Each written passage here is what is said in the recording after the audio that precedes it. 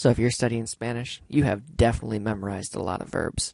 And I'm not just talking the translation of these verbs from English to Spanish. I'm talking a whole bunch of different forms, from the conditional perfect to the present subjunctive to the present tense. And then we give you AR and ER and IR verbs. And then we want you to put them in boxes of 6. And then we have stem changers and irregular ones. And sometimes you just don't know. Like, let's say you're writing a paper and you don't remember where dormir changes. You could go online and find something. But there's this little book called Spanish Verbs by Kendris. And it is a book filled with all the verb conjugations. And it's a great book. And so there are 2 versions. There's one with 501 verbs. And it's kind of big and it's a little chunky and heavy. And then he has a smaller one called Spanish Verbs with about 300. And that's the one I would recommend because it's much easier to keep with you at all times. You know, you're just walking around. Keep that book with you. So when you just have the urge, you can look up a verb. So how does it work? Well, there are basically 3 sections: a header, the center, and then the footer. So in the header, we're going to find the verb. So if we're looking for dormir, we flip through the book, we find it, and on the top, we're going to see the translation to sleep, the gerund, and the past participle. And then in the center, there are 2 columns.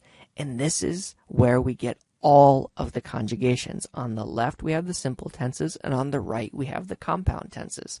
Compound being the ones with haber plus ado, ido. So let's say we were writing and we were in the preterit tense, for example, and we can see, well, there's all 6 boxes of the preterit, the pretérito, dormí, dormiste, dormió, etc. Or maybe you needed to use the conditional. Well, I'm going to tell you that the conditional is number 5 there on the left, but they call it the potencial simple.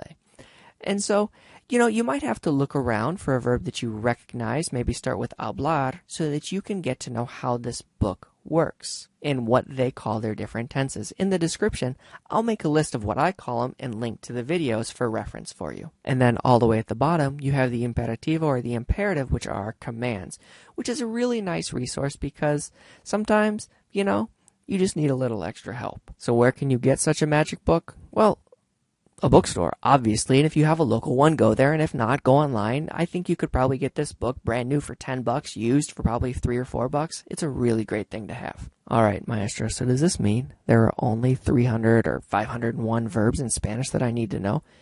Well, no. And this is why this book is so good. Because if you open up this book and you look for the verb calificar, it's not there. It doesn't have its own page. And so what you do is you go to the back of the book and you're going to see page after page after page of verbs. So you find calificar and you're going to see the number 76. And that means go to page 76, which is great. It's like a create your own adventure kind of thing. And on page 76, there'll be a different verb. So let's go, right? Here's page 76. We want calificar, but this gives us certificar. And what that means is that calificar works just like this verb. It follows the same pattern. So that little tiny book of 300 verbs, well, the list in the back is what allows us to have all the additional verbs. So this book, if you're studying Spanish, you really need to get it. You should have a good dictionary and a good verb book. All right, I do have one question. What's your favorite verb? I mean, you better have a favorite verb. Write me a sentence down below. Actually, write the world a sentence. Let the world know what your favorite verb is.